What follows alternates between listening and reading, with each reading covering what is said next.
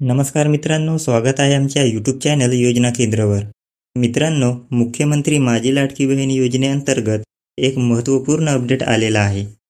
जर तुम्ही फॉर्म भरताना काही चुका केल्या असाल, समजा जर तुम्ही आपले नाव, जन्मदिनांक, पत्ता, बँक डिटेल्स चुकवले असाल किंवा चुकीचे कागदपत्रे टाकले असाल, तर आता तुम्ही या सर्व गोष्टी दुरुस्त करू शकता। जर चुकीचे कागदपत्रे अपलोड केले असाल तर आता तुम्ही नवीन कागदपत्रे सुद्धा अपलोड करू शकता। तर हे सर्व कसे करायचे ते आपण या व्हिडिओमध्ये पाहणार आहोत। जर तुम्ही चॅनलवर नवीन असाल तर आमच्या चॅनलला सबस्क्राइब करा। असेच प्रकारचे नवनवीन व्हिडिओज व अपडेट्स तुम्हाला भेटत राहतील। सर्वात अगोदर प्ले स्टोअरवर जा, नारी शक्ती दूत ॲप सर्च करा, ॲपला अपडेट करा, त्यानंतर ॲपला ओपन करा।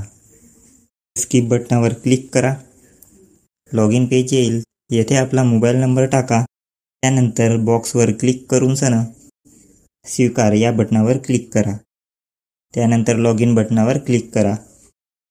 तुमच्या मोबाईल नंबरवर एक OTP येईल, ते OTP टाकून व्हेरीफाय OTP वर क्लिक करा। त्यानंतर यापूर्वी केलेले अर्ज येथे क्लिक करा। क्लिक केल्यावर तुम्ही भरलेले सर्व फॉर्म्स तुम्हाला दिसेल। त्यापैकी जे फॉर्म तुम्हाला दुरुस्ती करायचे असेल त्या फॉर्मवर क्लिक करा। आता तुमच्या समोर अर्जदाराची संपूर्ण माहिती येईल। तर यामध्ये तुम्हाला काय काय बदल करायचे आहे ते तुम्ही एकदा नीट पाहून घ्या। त्यानंतर एडिट बटनावर क्लिक करा।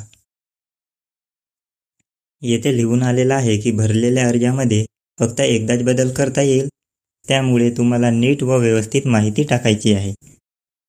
आता तुमच्या समोर पूर्ण फॉर्म ओपन झालेला आहे। यामध्ये जे काही तुम्हाला बदल करायचे असेल, जसे की तुमचे नाव, पती किंवा वडिलांचे नाव, तुमचे जन्मदिनांक, पत्ता इत्यादी गोष्टींमध्ये तुम्ही बदल करू शकता। एका गोष्टीवर लक्ष द्या, तुमचा जे काही पत्ता असेल ते तुमच्या आधार कार्ड प्रमाणेच असायला पाहिजे आणि जे कोणी पूर्वी फॉर्म भरले होते त्यांनी आपल्या जन्म ठिकाणानुसार जे काही पत्ता टाकले होते ते आता त्यांना दुरुस्ती करून घ्यायचे आहे। जर तुम्हाला डॉक्युमेंट्स बदलायचे असतील तर या ठिकाणी लाल बॉक्सवर क्लिक करून डॉक्युमेंट्स बदलू शकता।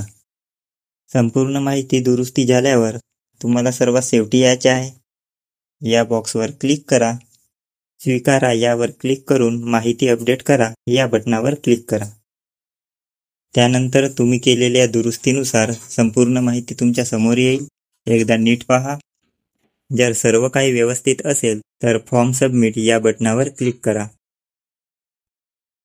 आता तुमच्या मोबाईल नंबरवर एक OTP येईल, ते OTP या ठिकाणी टाका, त्यानंतर व्हेरीफाय OTP वर क्लिक करा। आता तुमचे फॉर्म हे पूर्णपणे दुरुस्ती झालेले आहेत। जर तुमचे SMS व्हेरिफिकेशन राहिलेले असेल तर तुम्ही ते सुद्धा याच पद्धतीने करू शकता।